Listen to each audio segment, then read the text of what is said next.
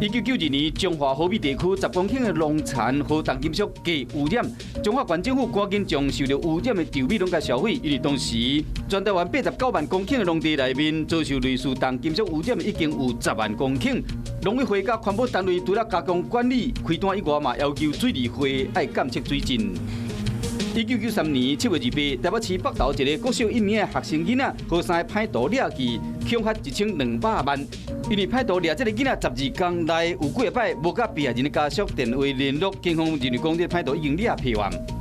加在有一个农友伫山区发现被害人落山报案，警方将人甲救出来。1995年7月28日，台湾学术界对豆腐沙生态调查甲研究有重大的发展。画面上，这尾俗称豆腐沙的金沙颈出世14天，体长差不多65公分，这是当时全世界头一尾用人工方式饲成功的鱼仔颈。